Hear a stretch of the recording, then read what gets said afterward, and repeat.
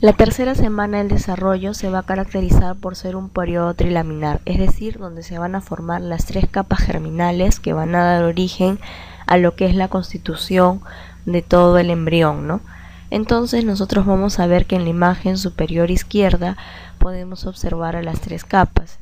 Las señaladas de azul forman el ectodermo, las de rojo el mesodermo y las de amarillo el endodermo. Entonces en estas semanas se van a dar eventos muy importantes como lo que son la gastrulación, la notocorda, la neurulación, que vamos a ir desarrollando poco a poco.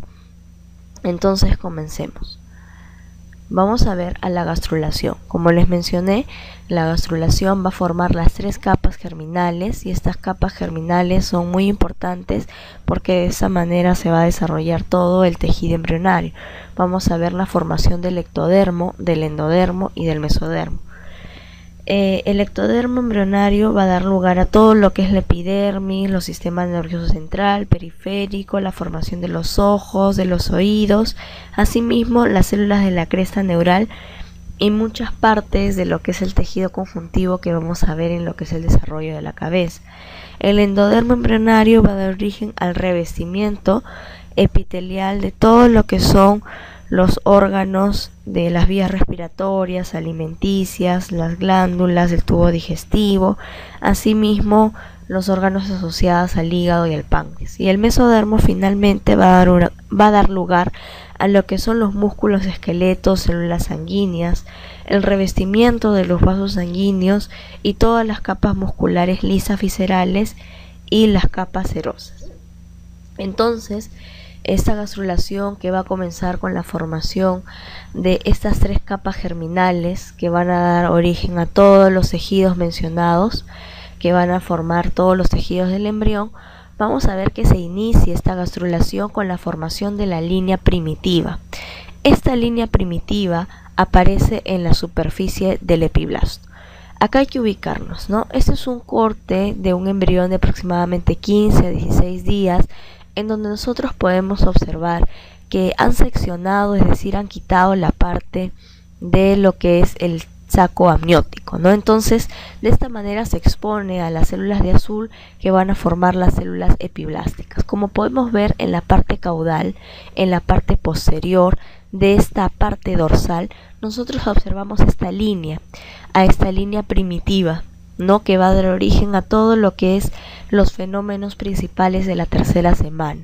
Esta línea primitiva, también otros autores como Moore lo conocen como la estría primitiva, y es la que va a dar origen justamente a estos fenómenos de gastrulación y posteriormente va a formar una serie de eventos, una serie de elementos que van a ser importantes para la migración de las células epiblásticas y la formación de las siguientes capas, ¿no?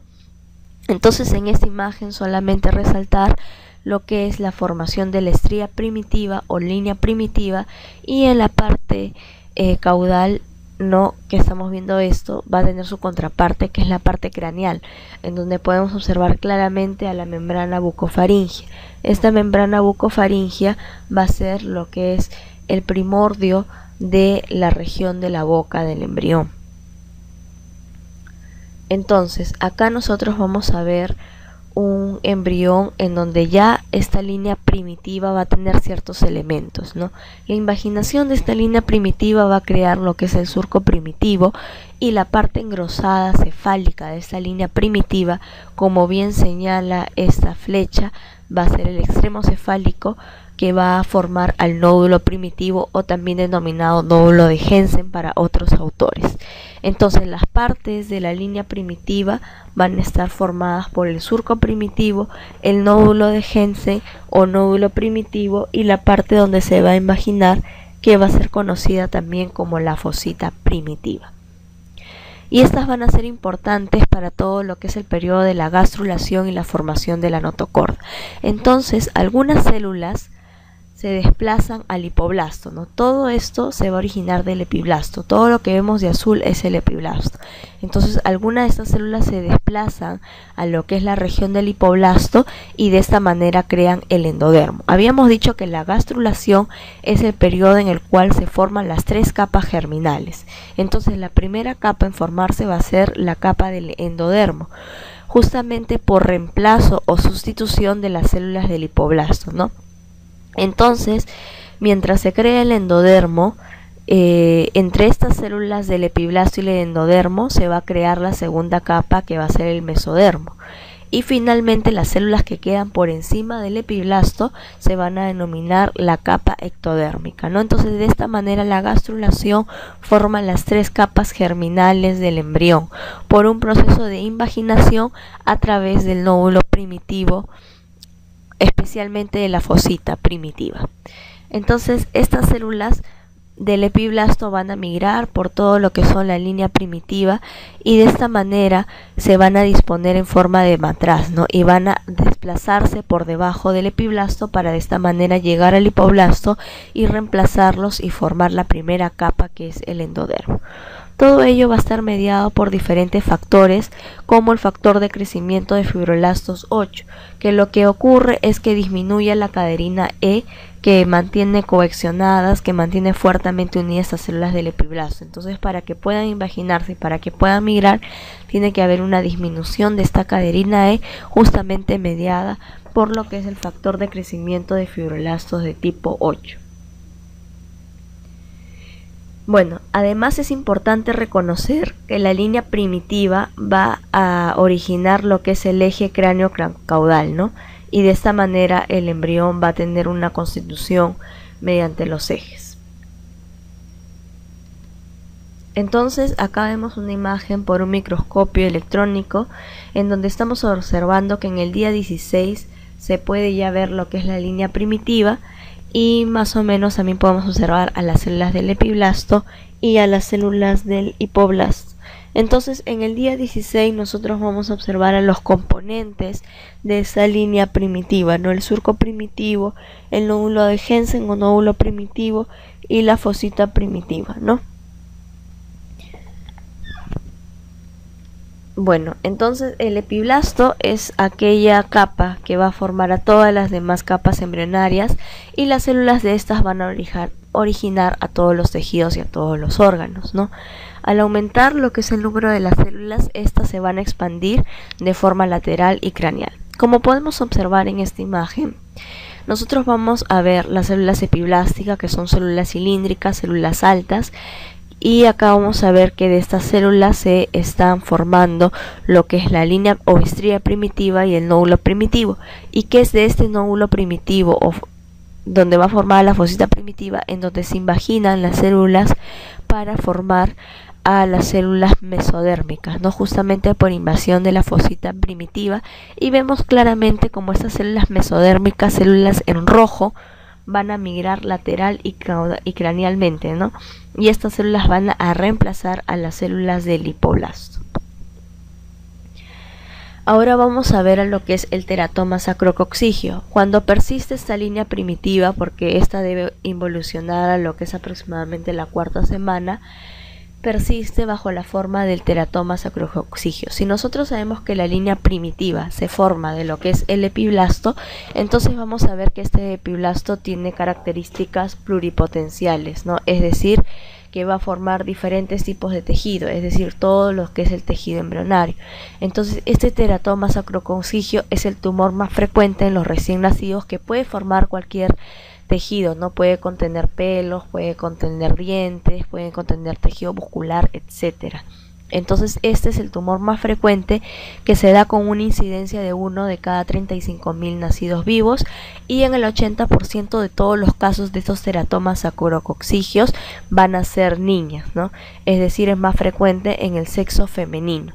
Pero hay que resaltar que este teratoma sacrococcigio, que se forma por vestigios de la línea primitiva, se puede extirpar, ¿no? Y puede ser viable y compatible con lo que es la vida.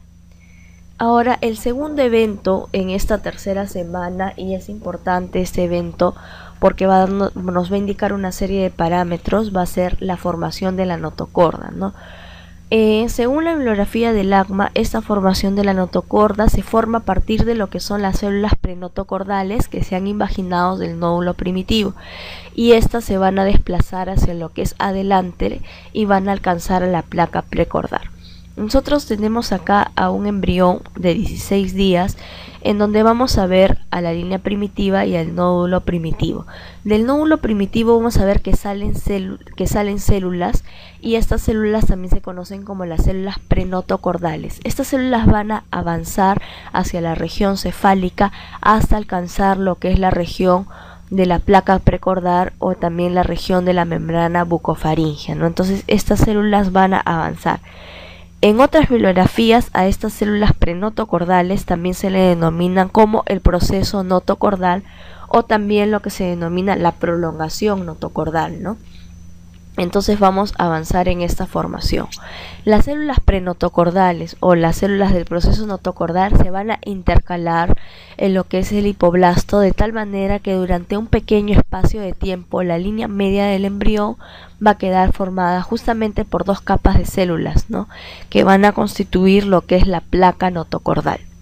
Bueno, en esta imagen donde podemos observar al embrión de 16 días, vamos a ver que se forma un divertículo, ¿no? Y este divertículo en los humanos no va a tener una connotación clara, pero en otros animales sí va a ser depósito de lo que son las excreciones. A este divertículo, que forma parte de lo que es la membrana cloacal, se denomina el alantoides, ¿no?, que es rudimentario y no va a tener función, pero sí va a ser una parte de malformación en lo que es la formación de las vejigas, ¿no? Cuando persiste el alantoides, entonces va a haber connotaciones con lo que es la formación de la vejiga. Acá nosotros vemos las células de azul, que son las células del epiblasto, y vamos a ver cómo de estas células de la línea primitiva, vamos a ver cómo se forma la notocorda, ¿no?, específicamente lo que es la prolongación notocordal, y vamos a ver que una vez que se ha formado la notocorda por invaginación, va a quedar una parte que comunica justamente el saco amniótico con el saco vitelino. A esta comunicación de la fosita primitiva se le denomina el conducto neuroentérico, ¿no?, que justamente comunica a ambas cavidades. A medida que el hipoblasto va a ser reemplazada por las células del endodermo, ¿no?, que migran hacia esta línea, las células de la placa notocordal van a proliferar y se separan del endodermo, ¿no? Una vez que estas se separan, van a formar a lo que es la notocorda. Entonces la notocorda se va a situar por debajo del tubo neural y va a servir de base para el esqueleto axial, ¿no?, formando lo que es el extremo craneal y las regiones caudales a medida que la línea primitiva se va haciendo más caudal. ¿Qué quiere decir esto? Que la notocorda es un macizo, es un cordón de células que va a ser muy importante porque va a definir el eje longitudinal del embrión y de esta manera le va a dar cierta rigidez.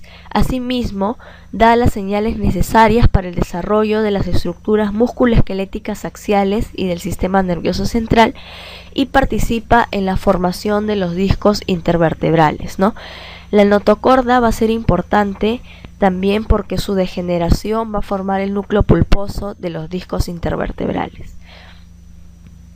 Entonces, para entenderlo mejor en imágenes y ver un resumen, vamos a ver que para que se forme la notocorda tiene que primero formarse la placa precordal, y para que se forme esta placa precordal tiene que haber una serie de etapas. Primero, la formación del proceso notocordal, o lo que también Lachmann lo llama las células prenotocordales.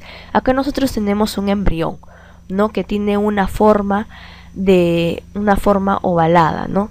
Nosotros podemos observar cómo se formó esta línea primitiva o estrella primitiva, y que en la parte cefálica de esta región caudal nosotros observamos al nódulo primitivo con la fosita primitiva. Pues bien, de la fosita primitiva hubieron células que se invaginaron hacia la región hacia la región cefálica, justamente llegando aproximadamente a la membrana bucofaríngea o a la parte de la placa precordal, y de esta manera se va a formar el proceso notocordal, ¿no? Es un proceso, o también llamado la prolongación notocordal, ¿no?, que se imagina en el extremo cefálico, hacia el extremo cefálico, y adopta una forma de matraz. Como un segundo origen vamos a ver al conducto notocordal. Entonces este extremo que se ha invaginado de las células epiblásticas, que es el alargamiento del proceso, se tuneliza y forma lo que es el conducto notocordal, ¿no? Toda esta región que estamos viendo, que es una región en donde se ha quitado la cavidad amniótica, la membrana amniótica, es la región dorsal, y la región de abajo donde se encuentra el hipoblasto es la región ventral. Eso es para ubicarnos, ¿no? Entonces, la primera formación de la placa precordal es el proceso notocordal, ¿no? Que es una elongación que se va a dirigir hacia la región cefálica. Esta elongación, cuando adquiere luz, se denomina el conducto notocordal, ¿no? Entonces, este conducto notocordal va a formar la segunda parte de la placa precordal.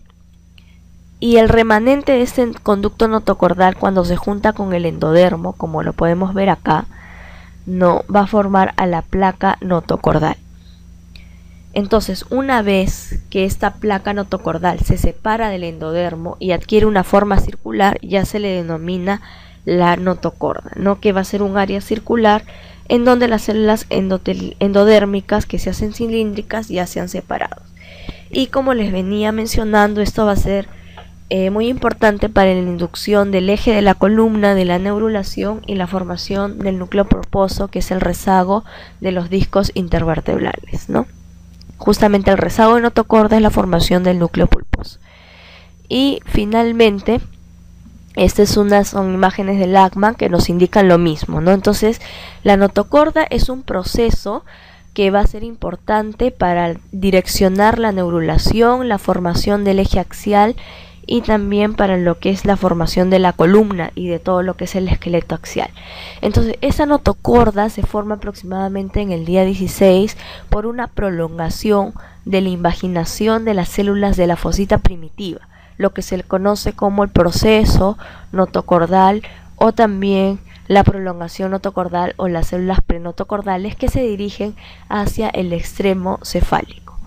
Luego, estas células de la prolongación se van a extender y se van a tunelizar formando el conducto notocordal y finalmente se forma la placa notocordal, que cuando se separa del ectodermo van a formar lo que es la notocorda.